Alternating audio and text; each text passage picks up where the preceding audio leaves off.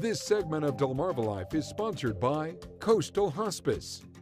And with the snip of the giant scissors, a new way to budget shop and help a local nonprofit is born. Last week, officials, volunteers, and community members came together for the ribbon cutting at the Coastal Hospice Thrift Store in Berlin. The new Coastal Hospice Thrift Store, years in the making, a community effort culminating with last week's event. And you could see the enthusiasm was aplenty at the ribbon cutting, and that enthusiasm is felt inside the shop too. I got the opportunity to check out the Coastal Hospice Thrift Store myself and get the inside scoop on how it went from idea to reality.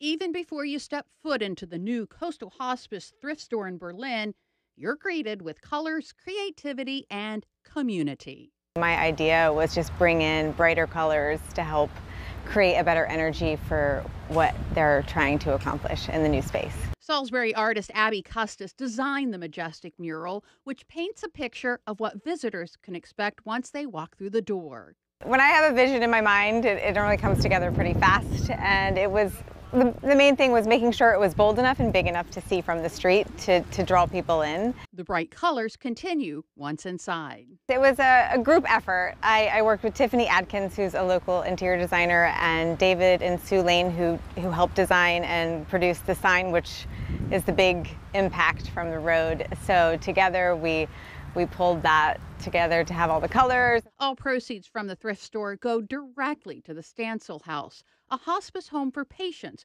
who can no longer live independently. It's a cause close to Design Committee Chair Gail Widowson, who has been with the organization for more than a decade. It's special to me because I was on the fundraising committee with my husband and Mackie Stansel to build the Stansel House. A consultant originally told Gail this project wouldn't be possible, but Gail refused to take no for an answer. In the beginning, we had someone that we hired that said, "You're not going to be able to raise the money." And that just kind of gave all of us the oomph to say, yes, we are. Items in the store come directly from the community. There's very few things that we have to get rid of that, don't match the quality. We don't turn down anything. I brought furniture here, my children's clothing, and all kinds of things. Gail and Abby hope their collaborative efforts will continue to brighten the days of all who come here. My favorite thing about what I do is bringing light and energy and joy to a space that people will be enjoying for years to come. It is really quite the spot, and it's beautiful, and it's just really something to be proud of our community to have something like that here. Something the community can take pride in as well.